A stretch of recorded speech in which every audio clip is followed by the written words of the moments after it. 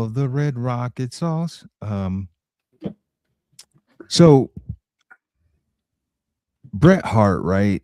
He's on my Mount Rushmore, and this is why I think he is the wrestler of the 90s. I love Stone Cold, but he didn't really pop off until the mid to late 90s. That Hollywood blonde stuff didn't get any traction.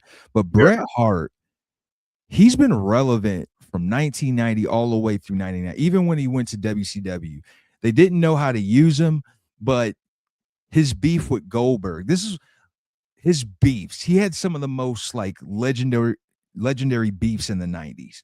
Like he didn't really have a beef with Goldberg until after he got that concussion and after he retired. And that's just really hilarious, just seeing like an older Brett being petty. Like every time, every chance he can get to anyone who'd listen, man, F Bill Goldberg.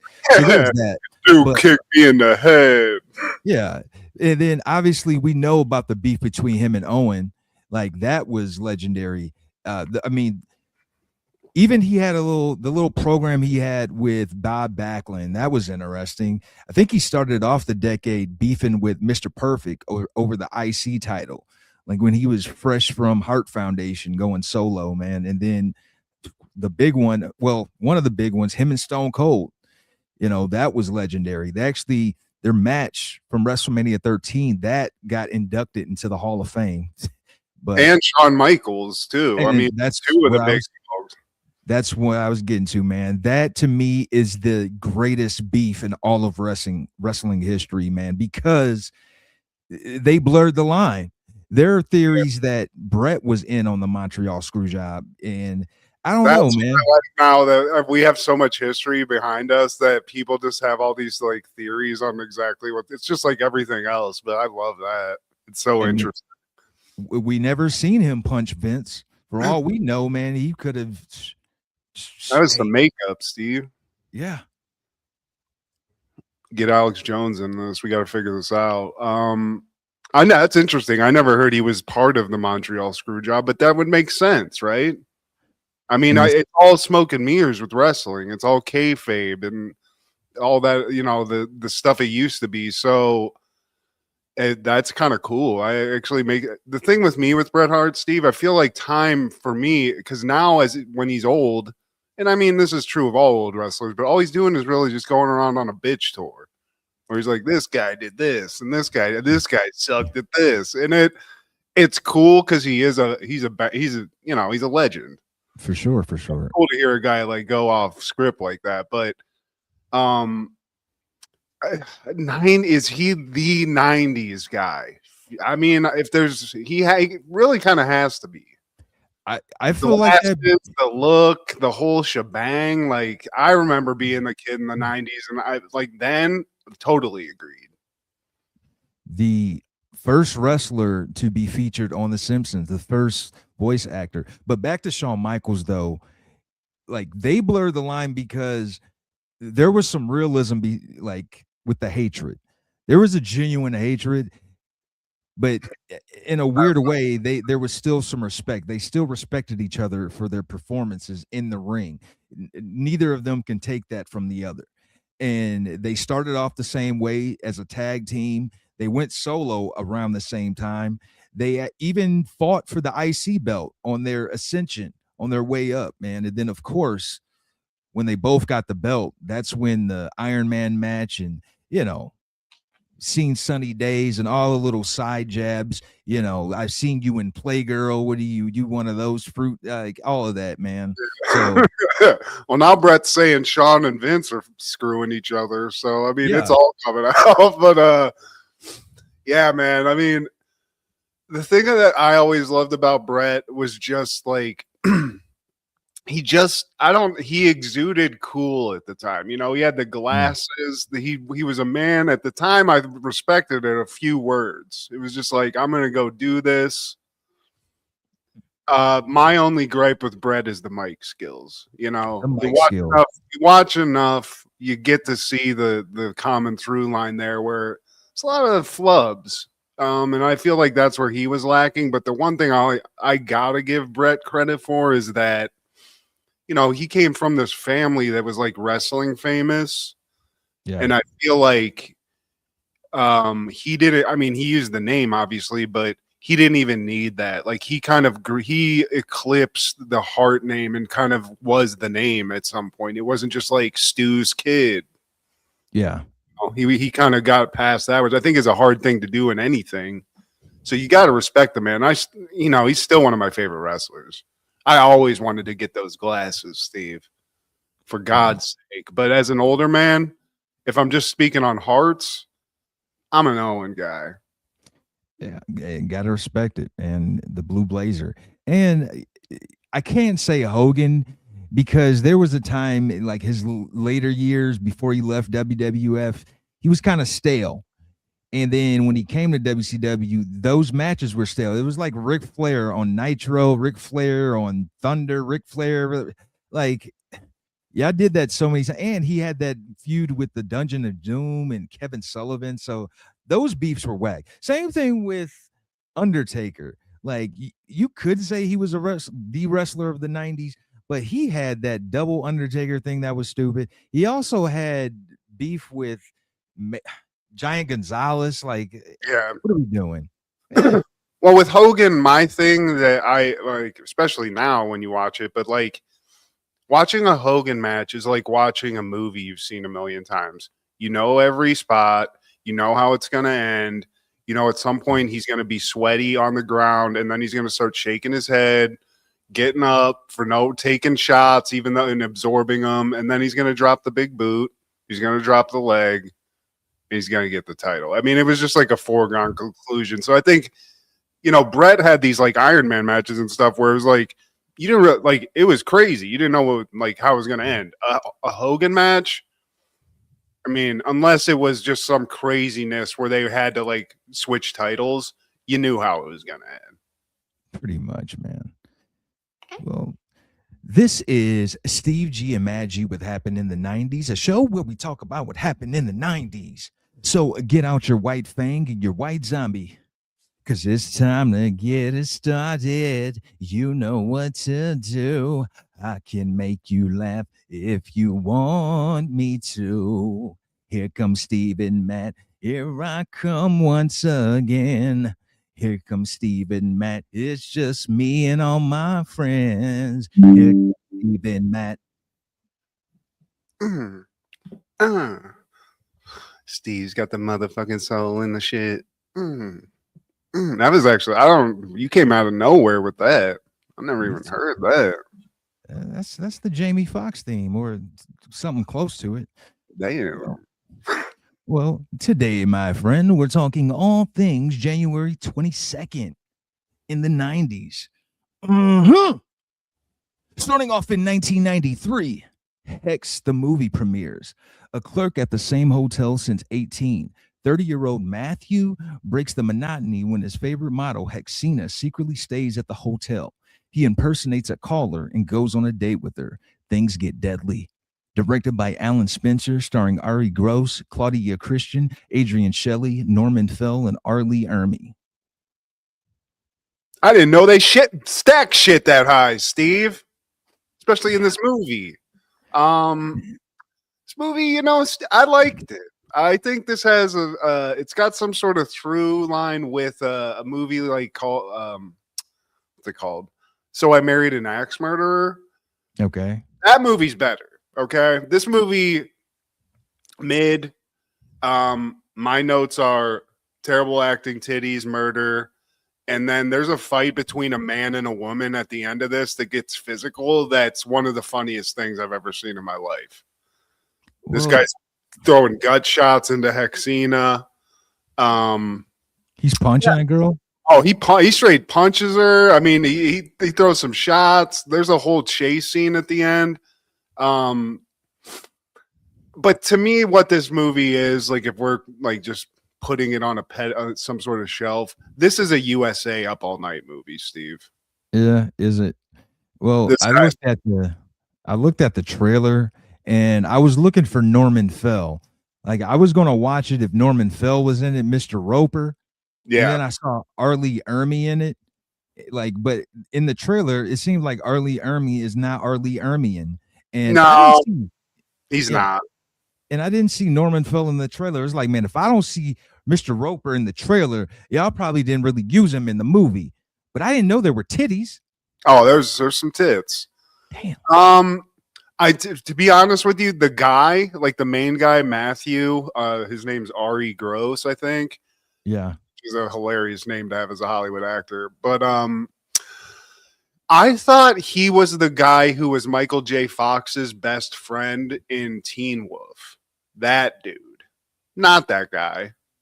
The chick, really, other than Arlie Ermy and Mr. Roper, who I don't even remember is in this movie, Steve. I didn't clock Mr. Roper, so you saved yourself in like an hour and a half. But yeah, Arlie Ermy's not screaming at people, calling them sacks of shit. But it's a very like comical movie. It's low quality. But like I said, if you liked How I Married an Axe Murderer, you're definitely going to like this. And if you watch 30 minutes of it, stay till the end so you can watch this horrible fight between this psychotic chick and Ari Gross, because it's comedy gold, Steve. I mean, it is fantastic. Yeah, you did such a great job of selling it. And also, there's just 1 second where this chick, the Hexina, she can't act. I don't know who this woman is, but she knocks this dude out, and like her, you have to have like a one-liner to end the scene. She just looks at the camera and goes, bonkers! And it's something else. It's something to behold. So if you watch the preview, you'll see that. And so I definitely would recommend. Sure. Just the preview. That following year, 1994, WWF is airing Royal Rumble 94 from the Providence Civic Center in Providence, Rhode Island. 30 participants in your living room. That's too many guys, Steve. In my living room? It's too many. Yeah. Somebody's going to have to stand in the back room. Yeah, you got to go upstairs, y'all. Bam, bam, go upstairs. But this is the Royal Rumble, Steve. For me as a kid, honestly, WrestleMania, that was second to this. Because just having all the guys in the ring beating on each other, it's just exciting to watch as a kid. Yeah, it's got its moments of anticlimactic. I never understood the whole like, oh, he's holding on to the ropes. There's 5 guys. 5 guys can't get this. I know, even if he's big, there are 5 of you, and all of you are supposedly working out. Dude, that's dead weight, Steve. That's dead weight, though. Even if Paul White comes at you, you're gonna pull that like lounge on the corner ring and just hold on to the ropes. Not every wrestler in the W. You could be just. You can't take the guy off. You don't realize how good of a position that is. So, yeah, I mean, but that's the thing. When I feel like there's some guys, they're Royal Rumble specialists. So they're in there on the weekends figuring out those moves to like tangle yourself in the rope. Yeah. It's a whole specialty that you don't realize. So I get it though. And I will say when we get to it, there's one guy who I think we almost witnessed a death on this one, Steve. Dude's head gets caught in the ropes in a crazy way that I was like, that could have been a death. So we'll get to it. Well, this is being hosted by the boss, the final boss himself, Vince McMahon, and his co-commentator is Ted DiBiase. And I got to say, $1 Million Man's not a good commentator. Yeah, he's just kind of like, this guy sucks. He should pay someone. Your typical heel commentator stuff. He does what he needs because he has to be the heel, but he's not good at it for sure. I mean, get somebody else, right? Get Jesse the Body, for God's sake. Get Bobby back. And bring Bobby back. And our first match is Bam Bam Bigelow with Luna Vachon versus Tatanka. And if I heard correctly, Steve, I think Bam Bam wasn't technically he's a second, he was a fill-in. But for who? I don't know. I didn't catch who, but he wasn't supposed to be this guy. But him and Tatanka, if I remember correctly, did have beef back in the day. And to be honest with you, just looking at Bam Bam Bigelow, he looks like a guy who would go around looking to fight Native Americans. He Man, definitely looks like that. man, I don't know. Like I've grown to be a Bam Bam fan. Like I didn't Oh, I'm appreciate a him fan. as a kid. Yeah. Like because he always does like his impressive tumbles for a guy his stature. And Tatanka though, I don't think he was a bad wrestler, but it just never I never got it. Like it never drew me in.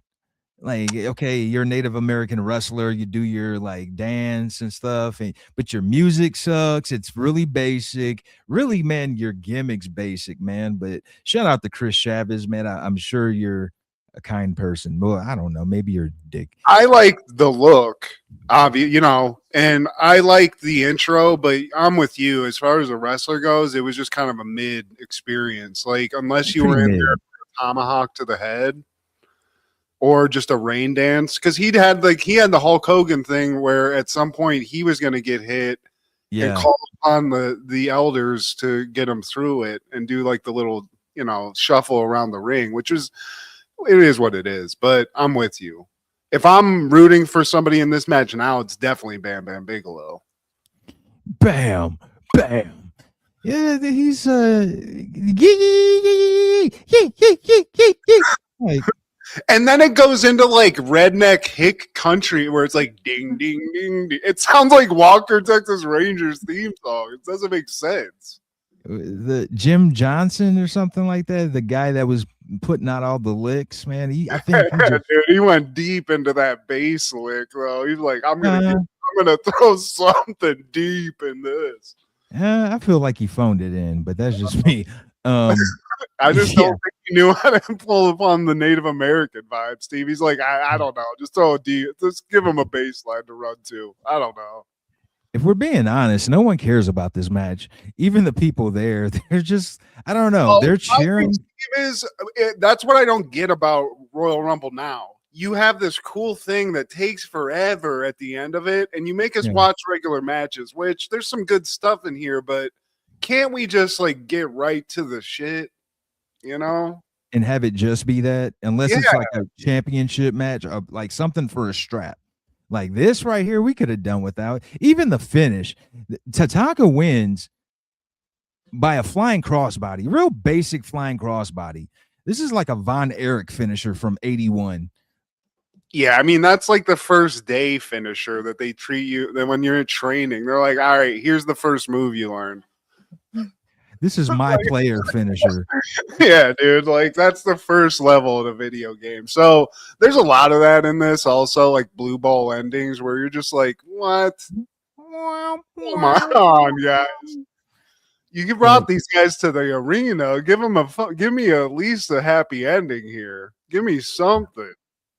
yeah, but these Hart brothers, we after this match, we go to the Hart brothers and they're giving you a recap on what's been happening. Like they go to the Survivor Series match from the previous year, and Brett he does one of those standing by the apron. Owen runs into the ropes, knocks him off. Owen turns around and tends to his brother. While he's doing that, he gets the roll up. He gets rolled up and pinned, and I think that's when the beef started because once they celebrated, he's the only Hart brother that got eliminated. So as the brothers are celebrating, he comes back and he's chastising Brett, like, man, you cost me my spot in the Survivor Series. And the brothers are trying to like calm him down. So there was that.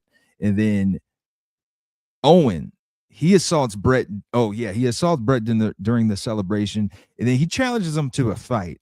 Like he's about that action. He won't smoke with Brett. And Brett, like we said before, man, it's just not impressive on the mic, man. He's just no matter what, I will never fight my little brother. I mean, there's like two levels he has, and they're so close together. It's just like a Mm, raising of the volume. But by a little. Owen is a G at it. You know, I think he's a little hammy. He's a little I love that though. putting the scenery up a little bit. But yeah, man, a lot of little heat, big bro, little bro heat here. Brett, one thing I don't understand about this logic in the storytelling, big brothers love whooping little brothers' asses. You know what I'm saying? So, Brett, shut up with this nonsense. Get in there. Yeah. Owen's pissed. And they show the back and forth with the tag straps. I think it was Marty Jannetty, maybe with 1, 2, 3 Kid, or Yeah, I think yeah, you're right. they beat the Quebecers, got the belts, and then they lose to the Quebecers like that following week. And now I think Brett and Owen they fight the Quebecers for the strap. And Brett and Owen they're having an interview with Todd Pettengill, and you can tell Owen is on some bullshit just from his energy. It seems so enthusiastic, but at the same time, like you could tell in his eye, like, man, yeah, I'm on some trash right now. Plus, he kept saying like real. He just went ultra petty, where he had to be the guy leading. He's like, "I'm gonna lead you out there, bro, and we're gonna do this, but I'm gonna be in front, leading the pack." He kept saying stuff like that. Best teammate in the world, my brother. I'm so excited. It's 1994. It's gonna be our year. We're gonna get the straps, but I'm gonna be the guy in front. Right? Right, Matt? Just wait for it. And the Quebecers got the match now. Jacques and Pierre with Johnny Polo versus Bret Hart and Owen Hart. Love me some Johnny Polo, Steve. Before Raven went full grunge, he was at the yacht club. Just hanging out, trying to get a nice old lady to sugar mama him. But gotta say, Jacques and Pierre, I don't know who's the bigger one. One of them's letting himself go, and these guys are sweating. I mean, these are the sweatiest Royal Mounted Police I've ever seen, Steve. It is greasy up there. Well, Pierre's not even from Canada. He's from like Oklahoma. And yeah. And Jacques, that was the Mountie. And his whole getup, it's basically the same thing. Like you're the Mountie without the hat and coat, basically. Just he's off duty, Steve. They undo the buttons a little bit, show some chest, and they go whoop some ass in the ring. And for the dumb gimmick that the Quebecers are, this match actually I enjoyed the match. We get some storytelling. We get the quintessential Brett's he's hurt. He's hurt. We get that. That's one thing Brett's very good at, Steve. He's like a Patrick Mahomes, where he wants you to think the leg's messed up, and it almost, puts you in a false sense of security, and then he just overachieves, Yeah. And that's what people mean when they talk about psychology. Wrestling psychology, in-ring psychology. Like Jake the Snake is one of the best at it, but so was Brett, because like that was the story, that was the narrative, and it started in this match and it carried over into the Royal Rumble. So yeah, man, that shows some devotion, some dedication to that story. He was always like, that was a thing. I mean, I remember multiple matches where Brett's like grabbing the knee, limping, and then all of a sudden, he overcomes. So you're right, and that is part of the storytelling magic that is 90s WWF. So there's a lot of back and forth. At some point, Brett just kind of gets stuck in the ring, right? His leg isn't working. They keep attacking his leg. But before we get to that, though, I have to call attention to when they come out. Owen, the blue blazer, he gives the glasses to a black kid. Oh, I didn't notice it was him. I thought Brett gave it. I was going to give Brett some credit at the end of this, where finally we get a black kid that got the glasses. That didn't get overlooked. It was that Owen. Was Owen. Well, Owen was a real one, man. But Brett, he gave the glasses to his son. Brett, stop it with this. This kid's got a box of glasses back at the house. Let some kid get it. And I think Brett's got a little thing against black kids, Steve. I think maybe he got picked on by like a little Steve G, and he won't do it. But Owen, respect, dude. I like that. Thanks for calling that out, Steve. Let's not put that jacket on, Brett. I'm holding out hope for you, Brett. I still haven't seen everything in the archives. But yeah, man, I hate to cut you off. Like, do you remember where you were? No, no. I mean, I was just saying, like the match is good. And Owen does his part, but at a certain point, Brett just gets stuck in the ring. He gets gimped up, and then it's just attacked Brett's leg. The story is he's trying to get to Owen. Owen wants the tag, but he just can't get to it. Yeah. So we get near the end of the match, and Owen's just begging for a tag. Steve, he's begging. He's the hot tag. Fresh. The win's right there. He can smell it. But Brett thinks he can handle this, right? Throws a sharpshooter on one of them. I think it's the fat one. Maybe it was Jacques. I don't remember which. Yeah, it might have been. But Yeah. I don't remember. But he's gimped up. He tries to just win the match with the sharpshooter. It's usually a done deal, but doesn't work this time, Steve, and the Hart Foundation loses this match.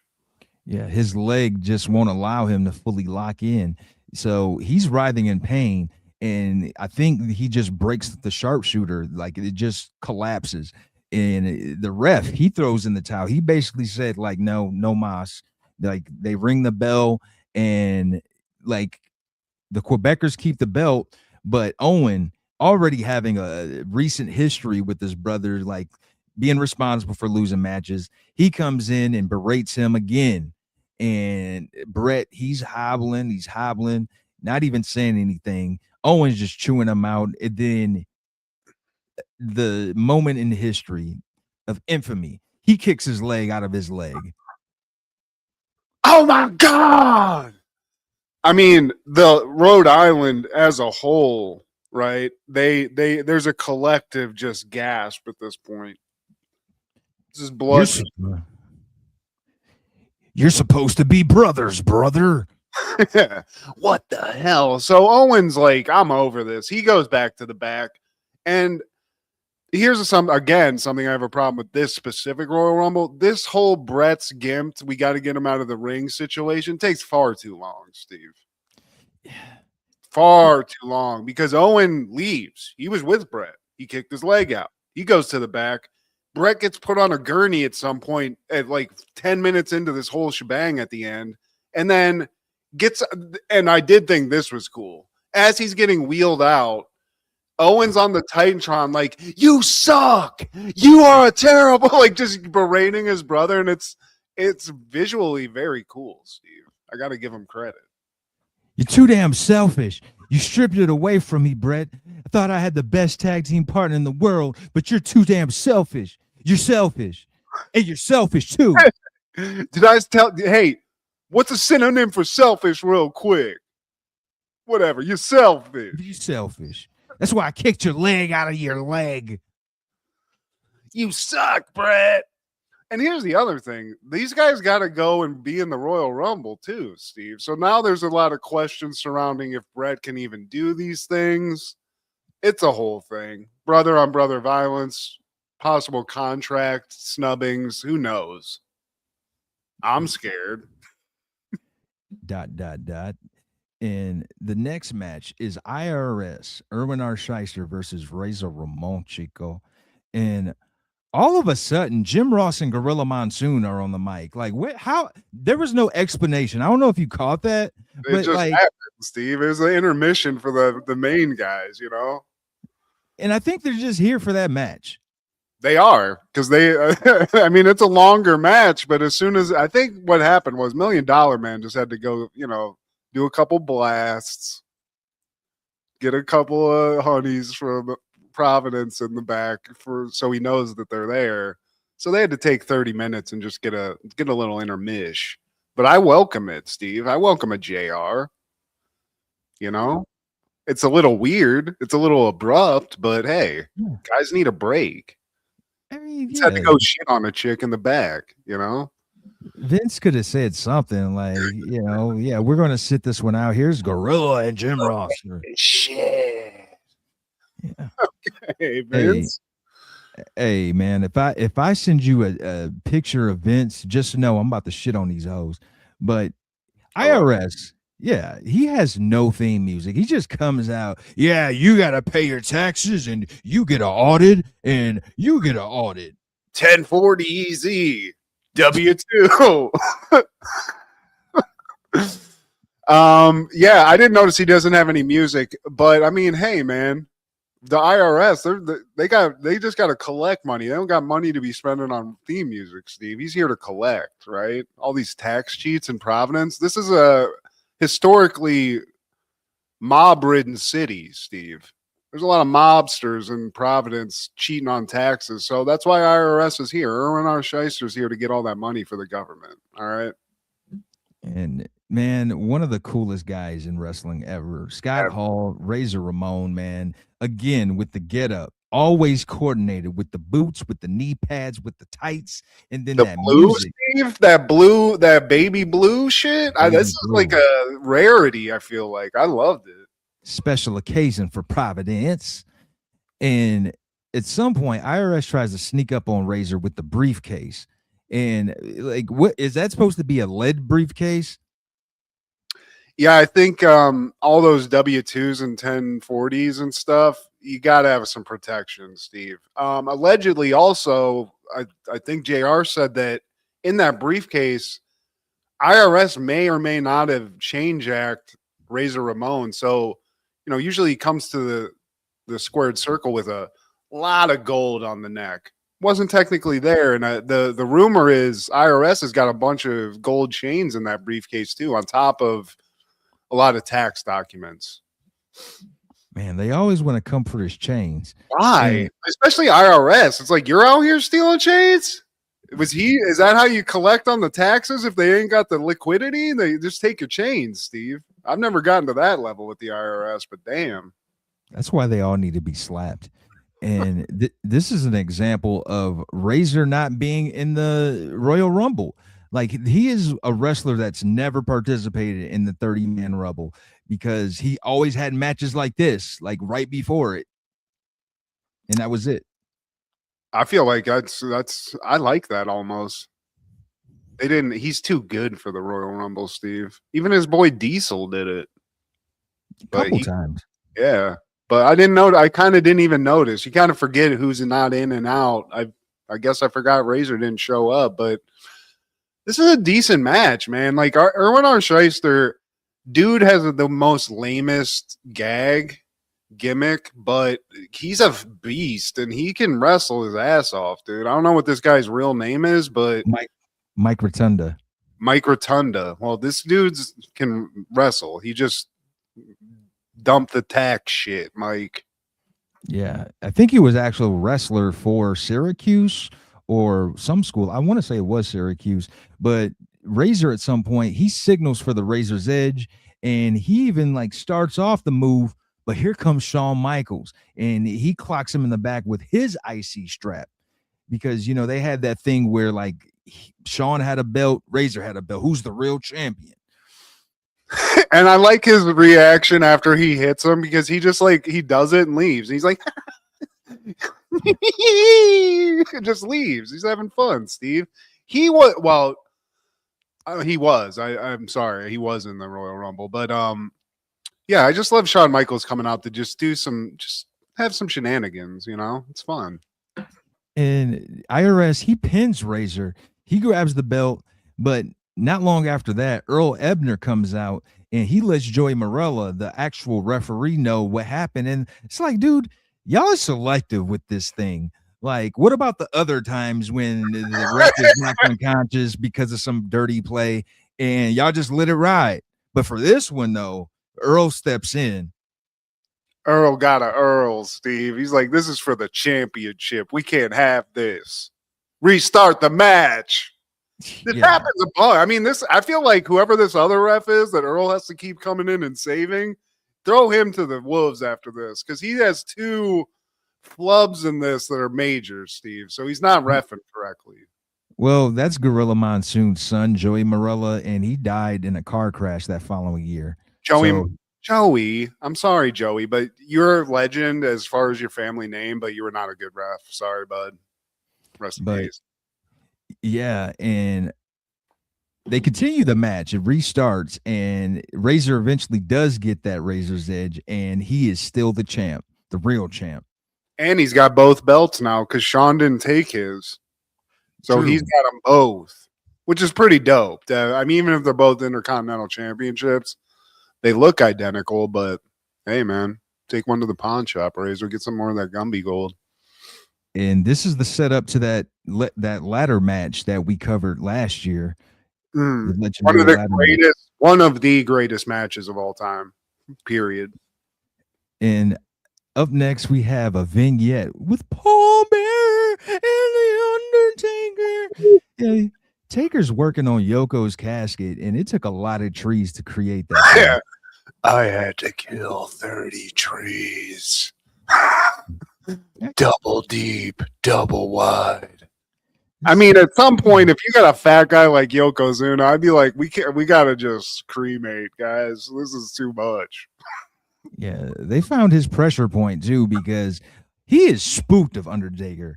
All of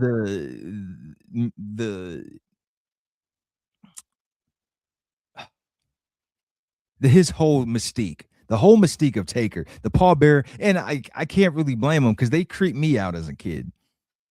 Well, I mean, anybody who's got some sort of connection to the dark side or whatever Undertaker's got going in that urn, yeah, man, it's freaky. So yeah, there's a lot of Yokozuna with like googly where he's like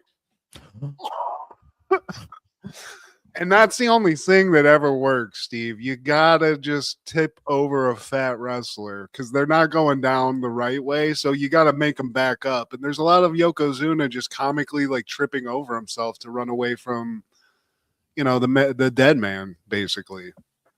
And I don't even think Yokozuna can fit in that casket. But Paul Bearer is giving an Oscar-worthy performance in this vignette. And we cut to Cornette with Yoko and Mr. Fuji in the ring, and he's talking about this stipulation that Paul Bearer sent him in the mail about this match being a casket match. And I think this is a different clip where Yoko is approaching this casket outside of the ring, and he opens it only for Taker to pop out, because that's what he does. He pops out on him up. Yeah. Well, I mean, and so that's where we're at. Yoko's like a elephant with a mouse running around, where Undertaker just keeps popping up and he'll get freaked out. Man, a few words. I mean, Yoko's got two guys talking for him. He's just scared. Jim Cornette, obviously, I mean, he's the business side of Yokozuna Enterprises, and he's like, look, man, this weird fucking Paul Bearer guy just keeps putting casket match in these contracts. This isn't fair. Yeah. My client can't even fit. Yeah, dude. Like, what casket? So thankfully Undertaker is handy. But he has killed a small forest in order to make this casket. Undertaker went to Penta. You know that, man? He picked up some trades. And Yokozuna, my career will rest in peace. Make caskets or learn how to do hair. But now we have. I went to Penta. It's a perma. But Yokozuna with Mr. Fuji and Jim Cornette versus Undertaker with Paul Bearer. And now we're back to Vince and DiBiase. They just mysteriously popped up again. But I'm relaxed as hell, Vince. Yeah. Hey, man, they have to do the Royal Rumble, so they needed a break, Steve. So give them a break, all right? Jesus. Vince needed to shit on some hoes backstage. Take it to the face. I gotta say though, Undertaker, we see many promos leading up to this match. He's inside someplace, he's outside in the rain. There's only so many rest in peace I can hear before it's too much. You've oversaturated the market. So by the end of the promo montage, I was like, all right, dude, you gotta come up, you gotta say something else, right? You can't. I don't run away from my problems. I bury them.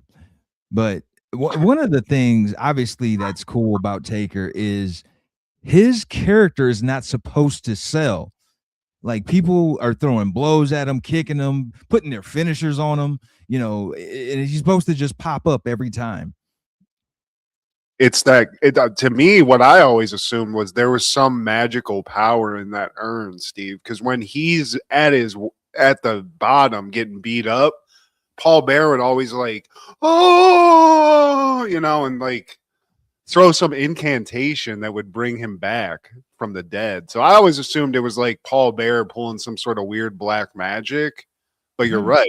It is a nice job to do where it's like, man, you just got to look like you're taking all these shots, bro. You don't even have to do like a Shawn Michaels and take a hit and then cartwheel into a turnbuckle. Yeah, man. Just seem unfazed by it all. And this is a no DQ match. So at some point, Taker is just cracking Yoko with chairs, one after another. I mean, and as I said, because because when you have a fat wrestler, especially somebody of Yokozuna's size, you have to make them absorb at least near death amounts of chair shots so they'll tip over, because that's what you're waiting for, And at some point, he choke slams Yokozuna. Like, come on, man, let's make it like realistic. At least like make it like nobody's choke slamming Yokozuna. Like, there was a video game called Wrestling Challenge in the early 90s where Andre the Giant was one of the characters, and you couldn't body slam him. That move was available for everybody else except for Andre. Like, you push those buttons, the body slam, and it'll do nothing. That's how I feel about this Yokozuna choke slam. Like, this shouldn't be available in your arsenal, not for him. Yeah, you might get a big boot to the face, but all it's going to do is make him go. And flail his arms. That flailing arm man. But see, Paul Bearer, right? He's got the power of the dark side on his side. But what Jim Cornette and Mr. Fuji have is a roster and connections to basically every wrestler in the tri-state area. So, at some point, it's a no DQ match. The Jim Cornette team, the Mr. Fuji team, they start calling all the favors in, Steve. Every favor they've ever had in the WWF gets called in. So every wrestler that's in the backstage eventually is out here trying to whoop Undertaker's ass. Yeah, dude. Crush comes out. Kabuki and Tenru, whoever the hell, they just brought them in randomly. Bam Bam comes out. Like, Fuji, he took the urn. Adam Bomb comes out. Double J comes out. Head Shrinkers, both of them come out. And then Diesel shows up. Big Daddy Cool. Like, it took like 9 people. 9 people, Matt. And it wasn't doing anything for a while. Like, all of them were whooping Undertaker's ass, but he kept coming back. And then I think Mr. Fuji gets the urn and somehow like opens it, or like something happens where they open the urn. So like green smoke starts emanating from this open urn. And it seems like, I think Vince is like, maybe the power's in the urn, because Undertaker starts. He's not like taking the shots, but he's staying down, Steve. He's not doing like the come up from a dead sleep Dracula move that he does when he gets knocked down, But he is clapping back at him, man. And it was at this point, Taker was really cool to me. I already thought he was kind of cool, but at this point, it's like, man, you're in my top 5 for sure. Because I love that. Like, everybody was getting at him one by one or at the same time, and he just kept popping up. They even threw him in the casket, and he still came up, like grabbing people by the throat. Like, no, I ain't done yet. Add 9 more of y'all. I'm with the shits. I did like one thing that I thought was just hilarious, just when you're watching it, because it is a huge like casket that they put these guys in. So like people are whooping this guy's ass, and they're like threatening to like slam the lid on his head. But at one point, Undertaker's hand is like on the edge, like outside. So like whoever's like slamming, it's like. But then they like slow it down to like not break his hand. They're like, all right, bro, stop. Move that hand, bro. But yeah, so Undertaker eventually, I mean, it's like 10 minutes of him getting his ass whooped, then whooping the ass, and then it all coming back to him again. Eventually they get him back in the casket again. And, the urn's been emptied of the smoke or whatever. And I love that, like Bam Bam, like, because I think what you have to do to win the match is get him in and then lock it. There's a second part of it. So they close the lid on Taker. And then Bam Bam, like a little kid, just like jumps on the top, like, Yeah. no, motherfucker, you ain't getting up. That's one of the random things I remember. Him And, just sliding like belly first onto that casket. and Diesel just looking cool, Steve, like, on the outside of the casket, just holding it down. And they do it. They get him in, they lock it. So match over, Steve. Yokozuna won. And I gotta give Yokozuna some credit too. He throws, I know he doesn't talk, but he throws a couple of like cocky little crosses in and stuff when they're closing it. I like Yokozuna a little bit more as an older guy. I used to not care for him too much. Yeah, he's pretty athletic for his size, man. And why is Yeah. everyone so vested into this? I never understood that. I don't think they explain like why do y'all care? Why did I all think of the it's just heels? Mr. Fuji apparently is the manager or has some sort of connect, because what they're saying is Mr. Fuji brought all of his stable out. So apparently he's got all these guys on contract. Wow. Mr. He's got the hookup, Steve. He's the plug, Steve, in the back, you know.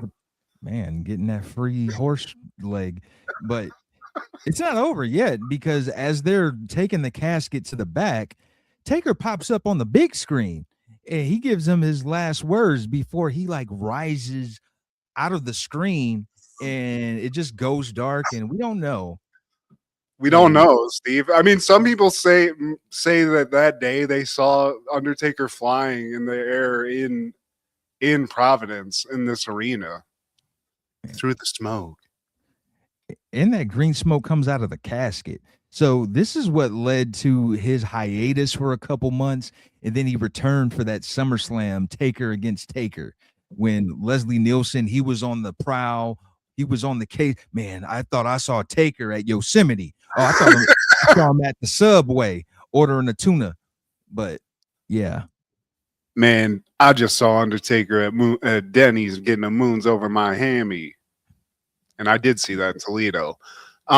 I just love $1 Million. This shows how shitty $1 Million Man, or just how dumb this guy is. Like, Undertaker has risen from the dead, Steve. He's been electrified out of the casket, as we've seen in the video. $1 Million Man's like, man, I never seen anything like this before. It's like, I hope not, dude. Fucking, although you are rich, maybe you guys do that kind of shit. But now we have the Royal Rumble match itself, man, and I think the first participants was it Scott Steiner and Samu. I got them all written down, Steve. I took some pretty decent notes. So yeah, 1 and 2, Scott Steiner and head shrinker Sabu. No, Samu. Oh, Samu. My bad. I was going to say Sabu. So you might have to correct me a couple times, but really you won't, because Samu goes over the top pretty quick. And this is where I said, dude, did you see where his head got caught in the ropes? It was him. I mean, I was looking up and down. Jesus, dude. Watch, because all you got to do is watch the beginning of the Royal Rumble. This guy's head, I mean, and his feet doesn't touch the ground. So I was like, was this on purpose so he could stay in the ring? But his head literally just gets caught between the ropes. So he's out, basically. Well, he's a head shrinker, and apparently that's what gets their juices flowing. It's like their kink. You do head stuff, it's like it gets them, yeah. Headbutt me again. I don't know if he actually goes out at this point, but the next guy, and I feel like this is kind of rude in a way, is Rick Steiner, Steve. The dog-faced gremlin comes out number 3, so he's in the ring with his bro. Yeah. Who's bigger, little bro at this point, but we got 2 Steiners in there. We got Samu, and then number 4, Quang, Steve? Quang. All I had was Quang ... question mark. So I've never heard of Quang. Savio Vega, I think. But Quang's out here, quanging out. And then Owen Hart, Steve, freshly pissed still. He's still angry. He comes out like, my brother's selfish. It's like, get over it, dude. Yeah. I mean, he's teed, man. And then after that, I think Diesel comes out. No, we got Bart Gunn looking like he just got done having sex with your stepmother. He's looking real porn star-ish. I guess this is before he started boxing, but Bart Gunn comes out, and then Diesel. Then And this Diesel. then it becomes the Diesel show, Steve. Diesel eliminates, I feel like, everybody all at once. I mean, I don't think there's anybody left at a certain point. There wasn't, because it became a waiting game, because he throws Owen out, he throws Bart Gunn out, Scott Steiner, he throws Quang out, and then Bob Backlund comes out and he's trying that Greco-Roman shit. But hey, man, you can't coach height, because Diesel pokes him in the eye and just basically little bros him. Like, man, get your ass up out of here. Little And howdy doody. then, yeah, dude. Leave It to Beaver gets eliminated, and then Billy Gunn, the other part of the Smoking Guns, Mr. Ass, soon to be, he comes out. He gets, I mean, Diesel's on a tear right now. He's just eliminating everybody. So Billy's already out. No time. So Diesel's waiting again. Next guy up, Virgil. This was actually supposed to be Kamala, but Kamala couldn't make it. So they got another black guy. The other black guy. And with Virgil coming out, you already know how this is going to go. So, yeah, man, just very generic, man. R.I.P. to Mike Jones. But, yeah, dude, he gets thrown out. I think he lasted a little bit longer than Billy, but maybe by like 2 seconds. Yeah. So now, but Macho comes out, and you're not going to eliminate Randy Savage that quick. I'm just here to tell you that, Diesel, it's not happening, because he lights up Diesel. He's giving them haymakers, those slobber knockers. I mean, he's draped up and dripped out, Steve. You can't get that outfit and not be out here for a little bit, right? And plus, he's the Macho King, Steve. He might be called the Man, but we all know there's royalty behind that name. So he starts doing his dirt on Diesel, and then at least nobody gets eliminated in this time. Next guy out, Double J, looking like a futuristic gay porn star still in that. He's still looking like that, and he's pissed off, as always. He's calling people slap nuts, probably. Double J, though, I don't know, Steve. Sometimes I think I like Double J, and sometimes I think I like this early, weird, gay, futuristic Double J. And when he starts with like the flat top and just slapping people around with the guitar, I don't like him as much. I respect him. Because, I mean, to me, what he always came off as was like some sort of Ric Flair like knockoff, right? He has all the same moves. He's got the swag, almost like a Ric Flair swag almost, but he's a country star. But, you know, whatever it is, I like a heel, and I like Double J. So he's in here. But, I mean, Double J just gets tossed out by Macho because, you know, it's Double J.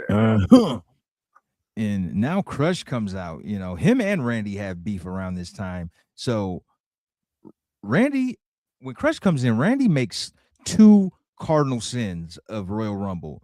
He goes outside. I always hate when, like, dude, you're putting yourself in harm's way. He goes outside and he goes on the top rope. Easy elimination. All you got to do is just get at his leg. Just like, hey, get your ass out of here. So but he does it twice. Hey, man, it's savage, Steve. He's got the swag, so the confidence takes you a long way. He does get eliminated by Diesel, though. So now we're stuck with Diesel, thank God, is in there, but Crush, aka Hot Mush, one of the I just do not like Crush, Steve. I'd rather have the Surfer Crush. This is some kind of weird magician Crush or Kiss wannabe Crush. But then in comes in Doink and Dink, which They're I a love. package deal. Yeah, you get one and the other. Dink's not going to be wrestling, but I like what Doink does because he comes in and he just watches the show, Steve. He's got 2 giants just beating on each other. He's sitting in the back like, look at these guys. He's playing the clown role. He pulls out his clown hijinks. He's got like the flower on his lapel, and he squirts him in the face. They both take a turn. Like you just squirt him in the face. Now, what about me? Wait, what is that? What's in that? Oh, fuck. It's piss. Oh, it's Dink's piss. Early 90s, man. They were so comic book. I mean, it was, it's like stage acting almost. It's theater, right? You got to go big. But so yeah, Doink stays. He's like sitting there watching it. He sprays him. But they got the big guys go in on them, but not in time for another guy to come out, which is Bam Bam, Steve. with Luna. Of course. God, how crazy is the sex with Luna, Steve? Let's just break it Man, down real quick. I kind of want to bang Luna. I'm not even gonna hold you, man. Like, and I know you, man. You got some weird Honestly, taste. I mean, you do have some weird ass taste, Steve. You like dark white chicks, but I will say this about Luna: bodacious body, Steve. Great The ass. the voice and just like the kind of like looking into her face while you're having some sex might be terrifying, but that ass, Steve, that ass. Does it have veins Underneath, on it? underneath the makeup, she's actually not bad looking. But yeah, Bam Bam comes out, and they all jump doing Diesel Crush and Bam Bam, and pre Spike Dudley. Bam Bam just launches him, but this time he doesn't throw him into the audience like he did with Spike. He just launches him onto the floor.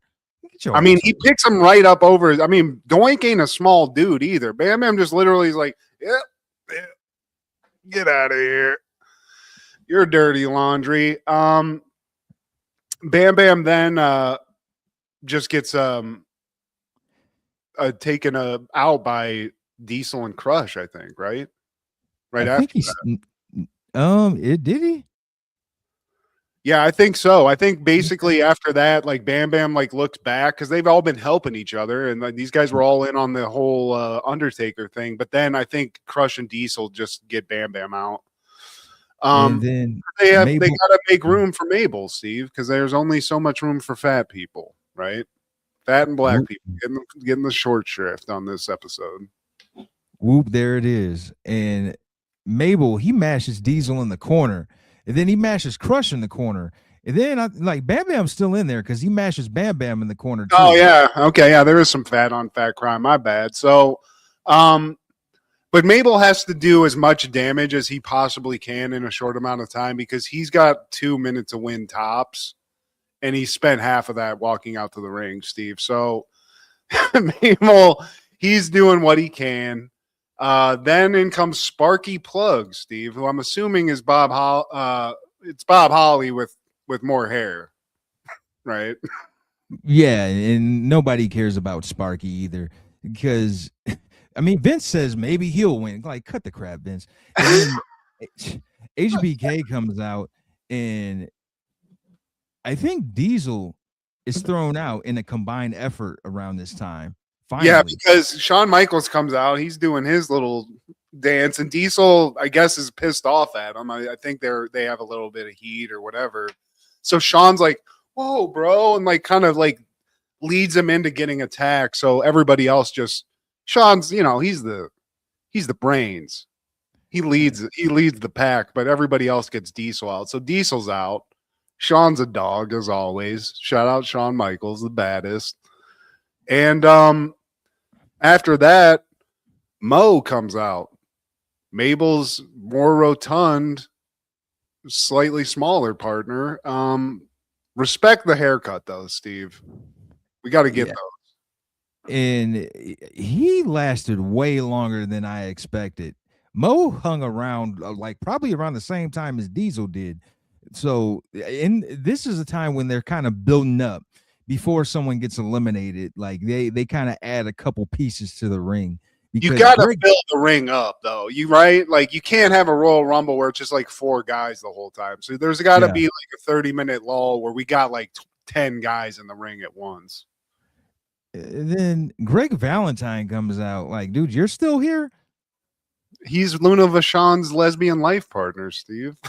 Yeah, That's why he's here. But he's looked the same amount of haggard and old for a solid 30 years, I feel like. I mean, yeah, I've seen shoot interviews with him, and he seems like a cool dude, but it just I could never get behind the hammer, man. Yeah, Tatanka, he comes out, or as Bobby Heenan calls him, Tatanka. He's here now. He's throwing tomahawks, and then Kabuki, Steve, another question mark. I wasn't sure. They're just bringing out all the Asian guys. I hate how he's built. I don't like it. That it's really just bothers me. it's not intimidating. Let's put it like that. No, it pisses me off actually. Like, what are you? It like I was like looking at you sucks. Like it really aggravated me, Matt. Like, why are you built? Get out of here. Go back over there. Go do some roids or something. Get some Yeah. solidify some of that.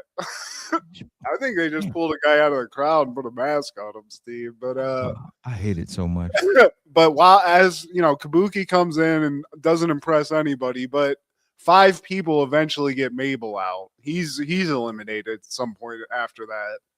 And then to kind of even out the physical just grossness of Kabuki, we get sexy flexy Lex Luger coming out, fully America, fully USA out.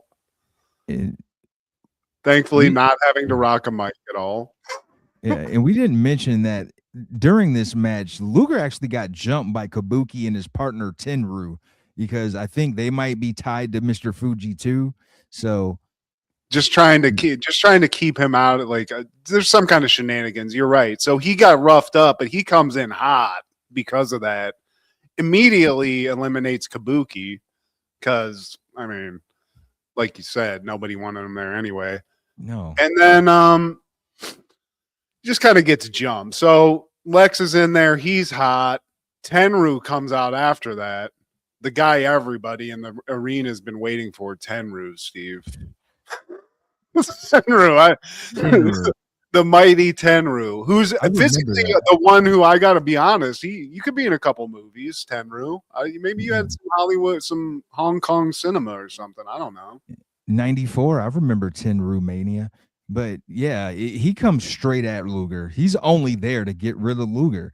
And He's a merc, Steve. He's there. He's just there to he's a gun for hire, is what $1 Million Man just keeps saying constantly. So he's tapped in. and the buzzer goes off again, and nobody comes out because apparently it was supposed to be Bastion Booger, but he got a couldn't little make sick, it. Steve. He ate too much. He ate too many boogers, basically. You know. He did us all a favor, man. He looks gross too. I don't know who. Like, yeah, he might take the cake. Worse looking than Kabuki. Like, Okay. do you remember him? He was I- hairy. I'll have to look him up, but then we get somebody beautiful coming out, Steve. Thankfully, Bastion didn't come out because afterwards we got a model coming out. You're still here? Yeah, they pull out a couple of old school cats. Maybe they all lived in Rhode Island, Steve. They lived in Providence, you know? Yeah, him and Gray, you could tell like they're starting to wither away because the Martel wasn't the same Martel when he had the arrogance. Just like Valentine, he didn't like those. You know, when guys get older, they got to wear those briefs and hike them up. They got to get the bigger, like I guess you could say, bloomers for guys, and you get up there in age. Like that's what happened to both of them. They kind of got like bigger tights to like cover their. Like, I mean, you know, it was a little gravity was setting in, Steve. I also got to say, he wasn't as just like arrogant. He just came out looking like he got done eating at like an Applebee's or something. hey, Pulled off the shits. He's one of the people that got out and won, man, because you know Rick Martel ended up being a real estate, like a realtor, and he's alive. He's still alive, man. Hell He's from yeah, Canada. dude. Yeah, he's banking.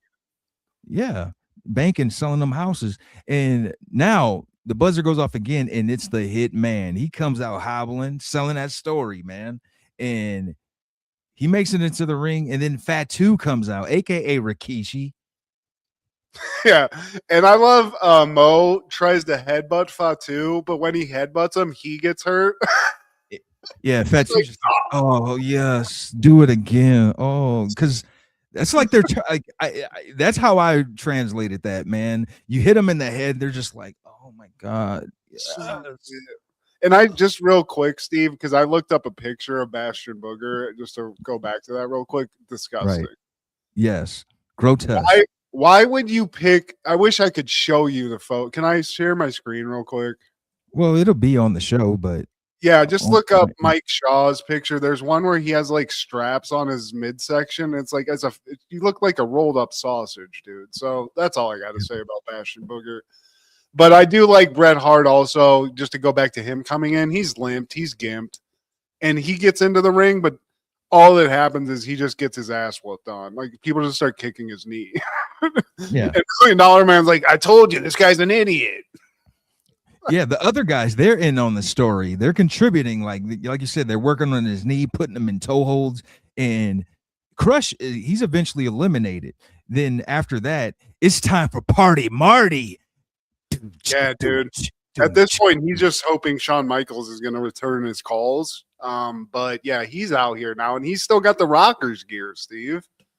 And now that we're talking about it, you could say Shawn is the wrestler of the 90s too, because he started off the 90s with a beef with his former tag team partner, and that's iconic. Yeah, dude. Everybody I mean, the whole barbershop thing has got to be one of the most like iconic moments in wrestling TV history. But I got to give Party Marty a little credit in this, because he gets in. Shawn Michaels immediately goes for a super kick, but Marty's waiting for that. He's been practicing. He knew that. So he ducks a super kick and gives a super kick, Steve, a vintage one. I mean, it's textbook. It's crispy. It is. I got to get, then that's really all we get from Marty, you know, but salute to that. And then here we go, Steve, last man in. Who's it going to be? Is it going to be a superstar? Is it going to be somebody we're really excited to see? It's Adam Bomb. With Harvey Whipple, man. And Vince is like, he's going to win. He's the last guy. I'm like, okay, Vince, I clearly, yeah, you need to take a look at what you got here. But Adam Bomb, he gets in there. He looks the part, can't do shit. And now we're to the elimination, Steve. So everybody's in the ring that's going to get in. And now that that's happening, Sparkplug gets eliminated. Greg the Hammer gets eliminated. The Model gets eliminated.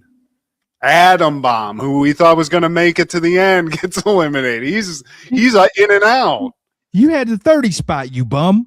I mean, Marty Jannetty lasted longer than Adam Bomb. Not much, but then after Adam Bomb, Tatanka gets eliminated.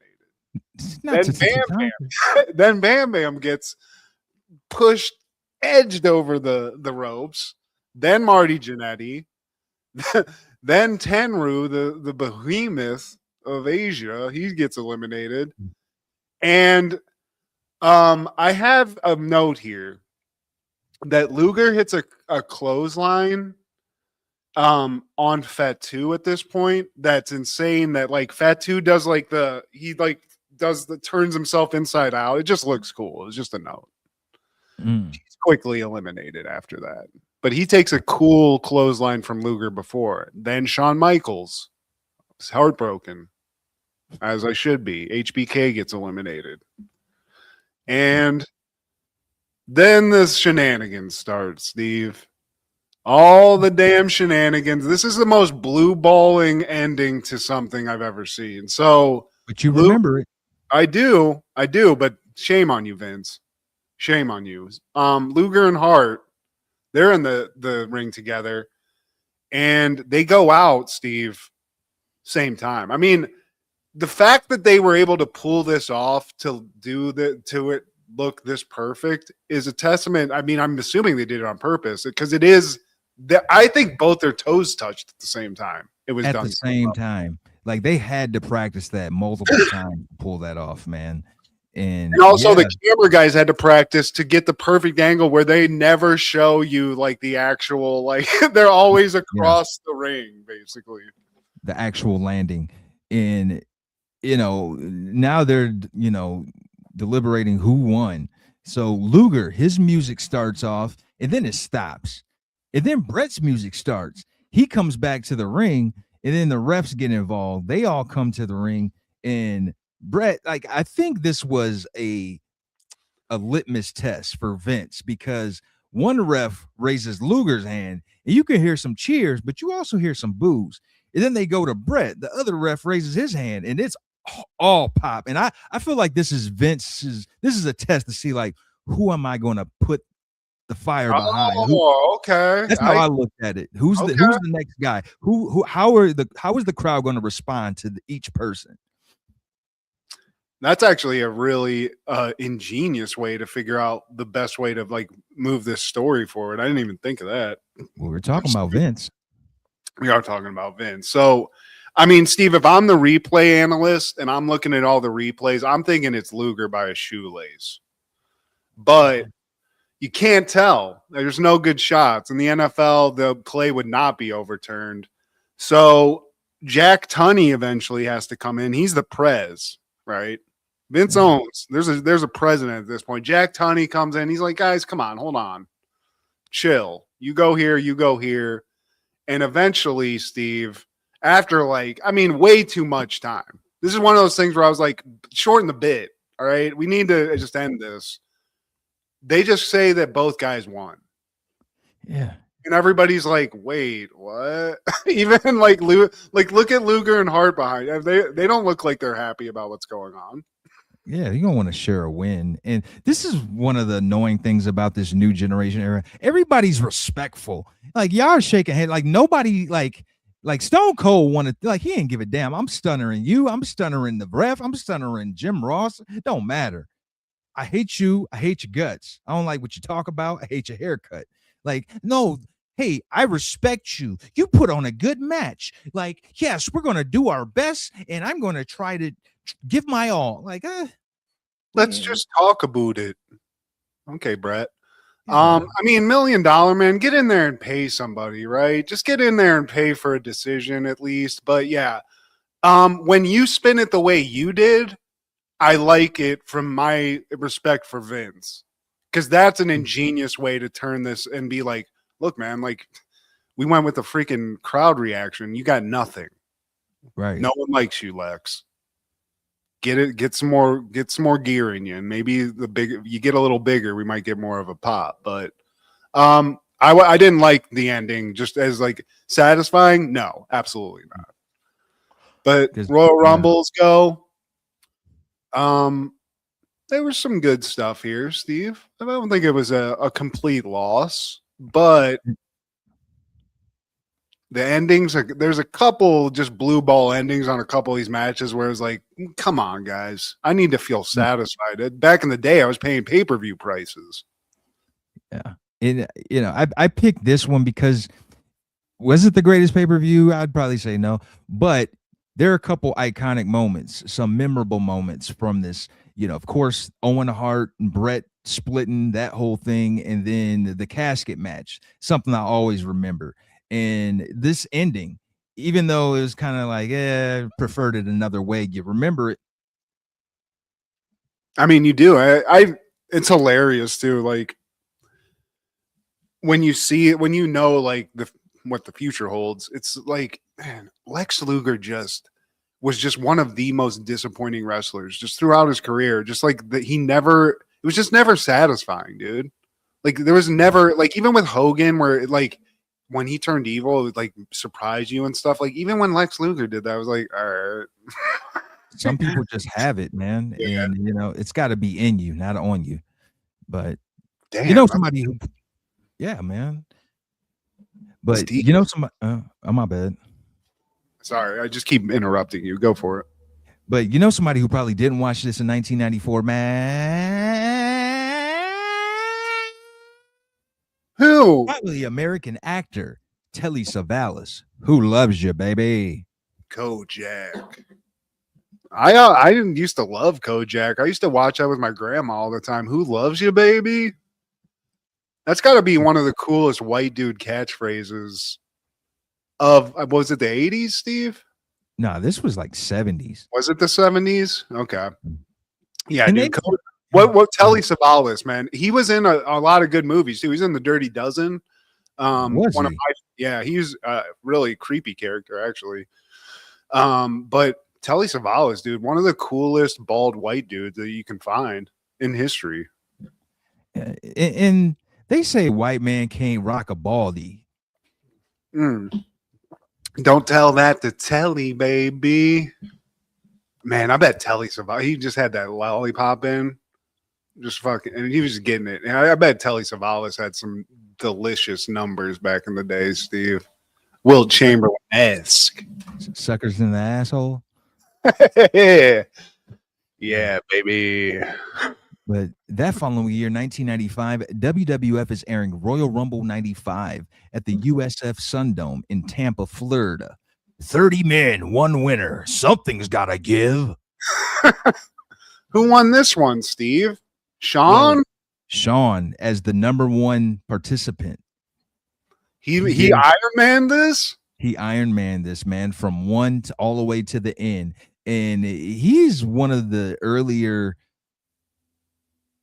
examples of doing that, barely getting eliminated, but I'm holding on to the ropes and I'm gonna flip back in. Like Kofi Kingston, he was more popular about that because it's modern times, but Sean, you could probably say he's the pioneer of doing that in Royal Rumbles. Oh, and he had style with it because he'd go over and like he'd do a full reverse on it in a very like superhero-esque way. So I agree. I mean, I think he's the innovator of that. He's the innovator of Royal Rumble defense, I guess. Whatever you'd call that. Yeah. And I don't know if you watched it, man, but this pay-per-view starts off. Pamela Anderson is the celebrity guest on this pay-per-view, and it starts off with her coming out of a car, and all the guys, the whole roster is just waiting to greet her, and they're all yeah, she has to be freaked out because you got all these like grotesque like big dudes, and Mabel, he's at the forefront like, yeah, girl, yeah. You ever have sex with Grimace? Yeah. That's crazy. I mean, didn't her and Shawn Michaels, didn't she like date Shawn Michaels on a pay-per-view? Did she come to be with Shawn Michaels on this? I just remember her being with Shawn Michaels on something. No, I think because Shawn had Jenny McCarthy, they like, and Diesel had Pam. That's what, okay. All right. Damn. That's an orgy, Steve. The Click, man, they did it up. But this is also famous for the Bam Bam Lawrence Taylor beef, because Bam Bam, he lost his match, everybody left, and then as he's about to leave, he catches Lawrence Taylor on the side laughing. He's like, man, you think this is funny, man? And Lawrence Taylor, he tries to shake it. He's like, nah, man, no hard feelings, man. Like, come on, man, they're just here to entertain him. And then he's like, man, he pushed the hell out of LT. I was like, whoa, I know this is a work, but he pushed out of LT. Well, I mean, Bam Bam also, like I said, he's looking to beat up Native Americans, probably looking to start some problems with some non-white people too. You know what I'm saying, Steve? Yeah, man. But Shawn Michaels, he did his thing. And in 1997, Jamie Foxx show was airing season 1, episode 14, I Do, I Didn't. Jamie wakes up with a sexy woman who is marrying someone else that day. He does wake up with a sexy woman, Steve. Oh my God. The only reason I want to cover this, I mean, Debo he gone Debo, but damn, AJ Johnson, you get the Pam Grier Award. You are up there, top of the food chain. AJ Johnson. She is AJ Johnson with them big old touts and that nice bodacious booty. And you gorgeous? I mean, and does she age, Steve? I don't know. But we immediately get to see her. We're intro. Jamie comes out of an office, and AJ Johnson's checking into the hotel, and she is just looking perfect, Steve. I'm not going to say anything perverted because I have respect for AJ. Luscious lavender. And she's there for a wedding, and Fancy comes out. Her name is Janine. Fancy comes out. She sees Janine, and it's like some cackling hens. Oh my God! It's basically every 5 minutes at the Las Vegas airport is this, you know, because they haven't seen each other in a while. It's AJ's wedding or Janine's wedding, and Jamie's just like, man, just please throw the bouquet to Fancy so we can make this official soon. And I agree, Jamie. Whatever you can do. And Janine, she's big on these horoscopes. She's a Sagittarius. She's in the house, and she asks Jamie what his sign is. He's like, man, I don't know what my sign is, but I could toss her bouquet. Yeah, she's very into the zodiac calendar, Steve. And then we get the theme song.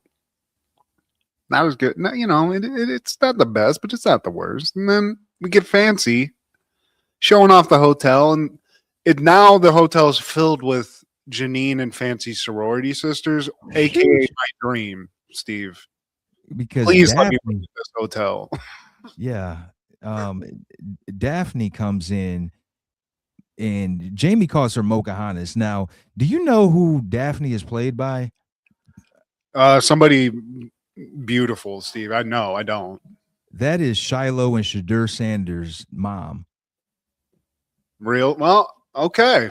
Neon Dion, I get it because good Lord. Ah. They meet Braxton, and Braxton was in some with some Roman numerals, Steve. He does a little move. He does a little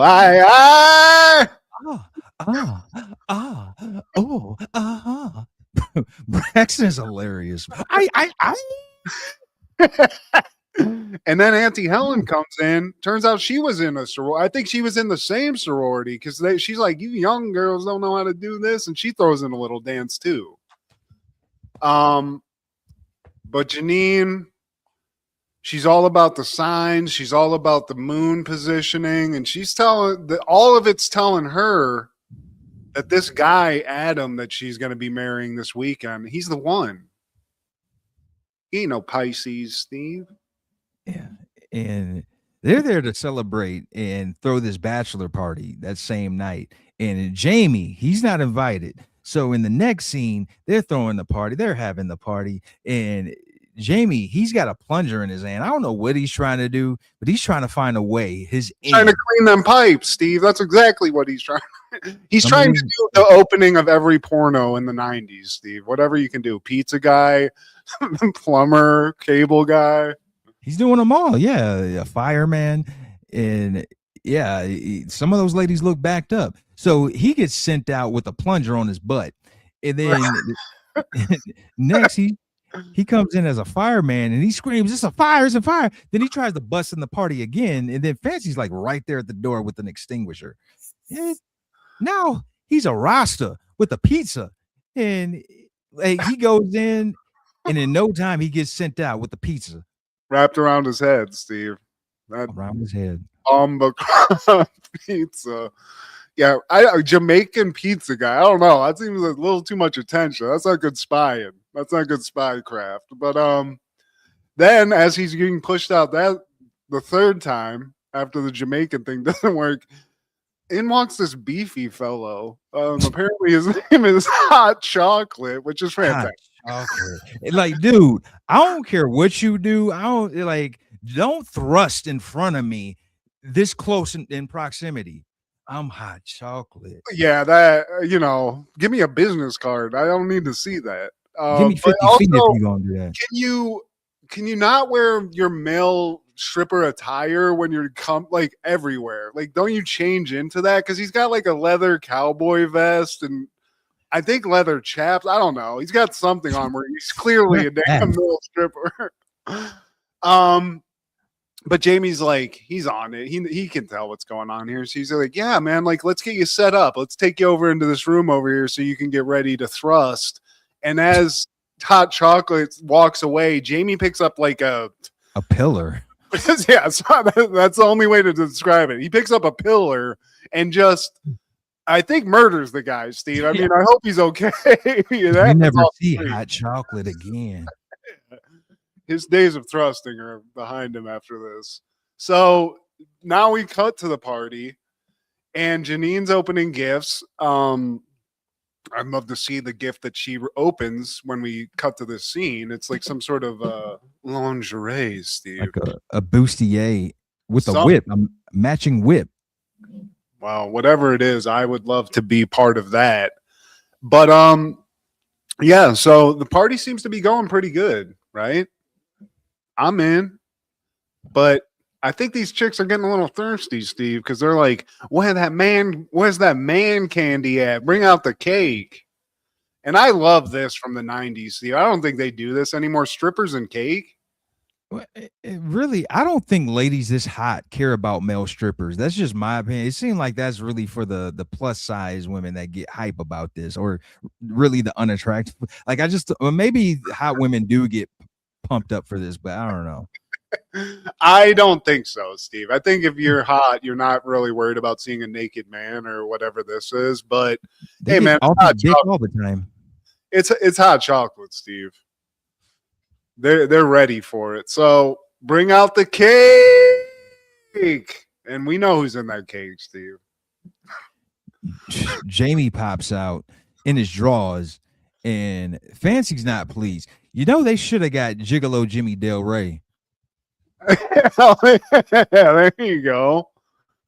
So Fancy isn't pleased, but everybody else is, and Janine wants some cake with a little chocolate mousse on top. And I mean, dude, AJ Johnson, Steve. Let's just keep just giving her props throughout this, because this is a woman who we really, because I really only knew her from Baby Boy. I'm sure you could tell me some other stuff she was in, but like House Party. I mean, good Lord, man. Through the years, there's some women that just are blessed. So AJ Johnson, wherever you are, God bless you. She's a trainer for celebrities now, and it shows. So Train. now Train. we're in the hotel room. Jamie makes it back, and he seems like he had a good time. He's lit, and as he opens the door, like the number, he turns the number around. I think it was supposed to be a 9, it ended up being a 6 at the end. Yeah, I mean, it's something you can reverse. So he's all messed up. He's limping. So that means, I guess it instantly means he had a great time. He's got an empty bottle of champagne. He's drunkenly talking to himself. And then we get into like this whole montage where Janine comes into the room when Jamie's out, like in another part of the room or like in a closet, and they just keep missing each other, right? And they're both hammered.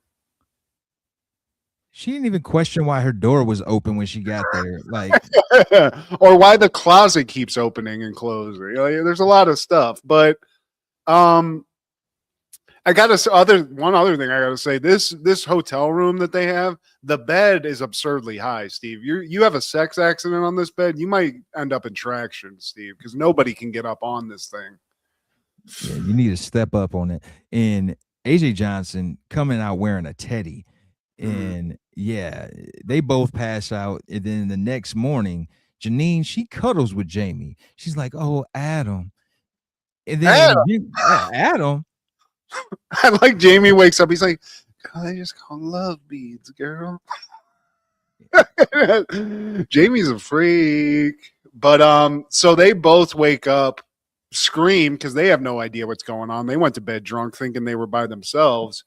And Jamie's like, "Man, this is my bedroom." And Janine says it's hers. And he's like, "Look, man, like the number, this shit. Oh, shit." Because whatever, the number reversal put each other in the, that's what caused the confusion. So he's like, "Look, man, like, I know we didn't do anything because I'd be asleep by now if we did." Yeah, you'd be standing at the doorway waiting on aftershock. But who gets married at a hotel? Yeah, I mean, that's weird. And who also, like, I don't think maybe this happens a lot, but doing these kind of like get crunk parties right before the wedding just seems like a disaster waiting to happen. Do it, like, space it out a little bit, you don't like need to do all this at once. Yeah. But yeah, dude, Janine needs to get married. So wrong place, wrong time. Fancy runs in, sees what's going on, and is like, "Oh, what's going on here?" And it's hard to kind of talk your way out of this, Steve. You look pretty guilty. Let's put it like that. She storms off, and then Jamie goes after her. Off screen, we hear a smack, and then Jamie comes back in hobbling.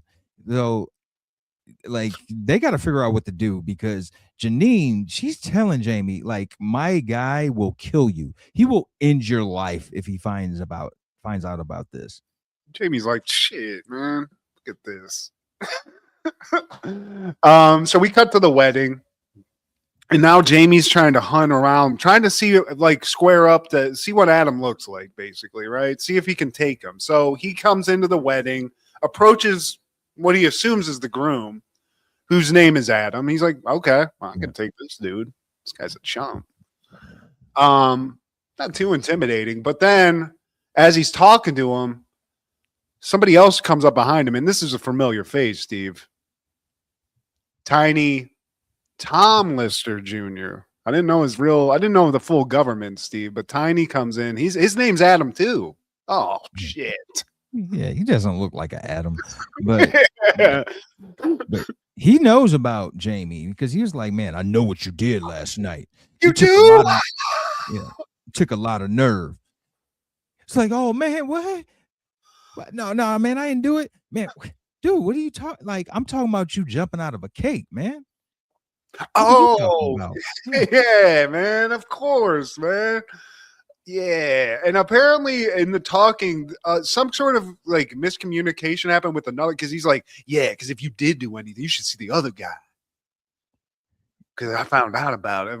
I forget what he says, but he made some guy piss himself, and I would piss myself, honestly, Steve. He held his ankles over a balcony, and yeah, then I think Fancy, she just orders Jamie to go up there and just play the organ. Don't even worry about it. And Janine, she walks down the aisle, or she has cold feet. Fancy has to talk her into it. So she walks down the aisle as Jamie plays those keys, and then she stops. Janine walks out. She storms out. And it's like, I hope it ain't another man. And for some reason, Steve, Jamie just is like, he's like, yeah, because we slept together. Yeah, like, what the hell, man? Shut up. There's no way that could be a Freudian slip or any kind of slip. So with the heat on him, he's like, hey, Braxton, run. So Adam, he chases after Braxton. Yeah, so Braxton might be dead here coming up. We'll see. But we cut to Janine and Fancy is just telling Janine that's like, she's like, look, man, like everything's gonna be fine. You're just having cold feet. And Janine's like, no, dude, like something's off. I can't go through with this. Oh wait, that was before that. I'm sorry, I kind of got mixed up there. So when we see them after she storms out, Fancy just tells Janine that she's pissed about what Jamie did because she still thinks they slept together, Steve. And her horoscope said that she shouldn't make any bad decisions today. So Jamie comes in and she tells him it's in the hands of the stars. I'm talking about my horoscope. And Jamie, he takes the newspaper and he's like, look, this is an old newspaper from last week. Yeah. He said, boy, I mean, the way he says it is like, he's like, yeah, I mean, this would be serious if the paper wasn't a week old. Yeah. It's like, this, I mean, I guess you wouldn't look at the date, but it turns out Uncle Junior saves money at the hotel by giving people week-old newspapers. Half price. That's lots of confusion, Steve.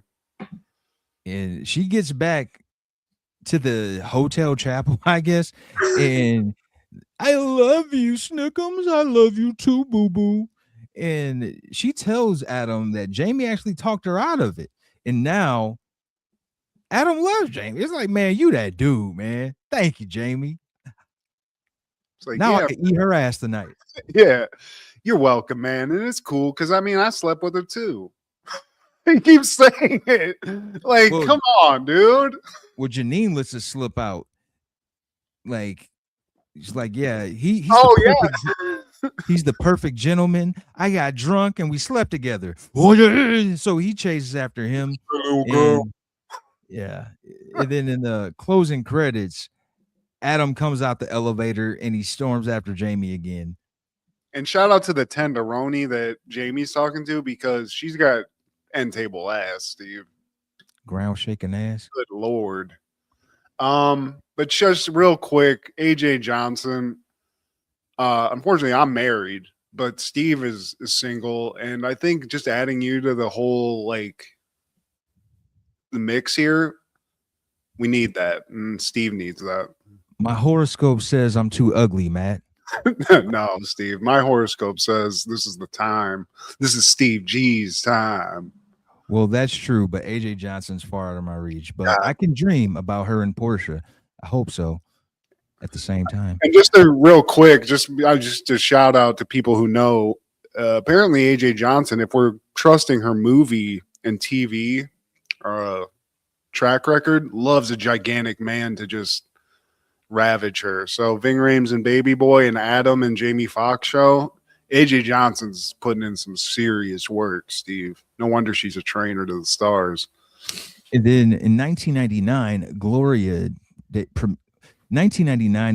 premieres. After serving 3 years in prison covering for her gangster boyfriend, Kevin, Gloria returns to New York City for the money she was promised. Inside Kevin's house of operations, she finds 7-year-old Nikki, whose family has been killed. Directed by Sidney Lumet, starring Sharon Stone, Jeremy Northam, Kathy Moriarty, Mike Starr, and George C. Scott. Did you watch this? I did, man, because I was short on time, and I had, as Cat Williams say, I had to make a pimping decision. And when I saw the cover art for Glory, I was like, Sharon Stone, and she's a hooker. There's got to be some titties. And then I saw the trailer for Hex. It was like, man, this is supposed to be like a parody of Basic Instinct, and it's going to be slapsticky. It's probably not going to show titties. I made the wrong decision, Matt. Yeah, you did. And here's the thing, Steve. I watched this, right? And then I just was like, I kind of want to see like a little bit more about this movie. Found out it's a remake, Steve. From the 80s. And the 80s version is like a blaxploitation movie, but instead of the main character being black, it's like an old Jewish lady who's just blowing people away. So I'd rather watch the 80s version. This is more of a heartwarming version of it. I know there's crime, there's bad language, but it's just like this kind of white trash woman becoming a mom in spite of. Yeah, but I didn't even get to finish it, man. I had to get ready for work, and like this would have been a great movie if it was shorter. It did not need to be almost 2 hours long, man, because she's got the kid. The kid's running to the subway. She's taking him to the eat at the diner. Like, she's just carrying this kid all throughout New York City. Like, do something with this kid. Let's find some closure. Like, where are we going with this kid? Is he going to stay with his uncle? I don't know how it ends, man. I mean, that's what the problem to me was, because the 80s movie is like them trying to escape mobsters and stuff. Like, so this lady's blowing away people that are trying to kill this kid. But in this, it's more like this kid has nowhere to go. His family's dead. She's the one person who kind of knows what this kid's situation is. So it's like this shitty woman becoming a mom. And that's kind of what the movie is. So at the end of this, I didn't make it to the full end of this movie, like full disclosure, Steve. But I think what happens is she becomes the mom to this little Puerto Rican orphan kid because his dad and mom got killed. It's not great. I was going to say I would have got. I'm glad I watched Hexed. Let's be honest. That movie's way more entertaining than this. And like, I don't think it was a bad movie, but I would be pissed if I paid money to see this in the theaters when it came out. And I wasn't prepared for the scene of gratuitous male ass when Sharon Stone ordered them to take their clothes off, had them at gunpoint. And yeah, they showed that twice. I'm like, man, let's hurry up and get out of this apartment. But yeah, man. And these are some unscrupulous gangsters. They broke a couple rules that, like, I was privy to from watching gangster movies. For one, you don't kill kids. You killed kids in the first scene, and this woman took 3 years to the face for you, Kevin.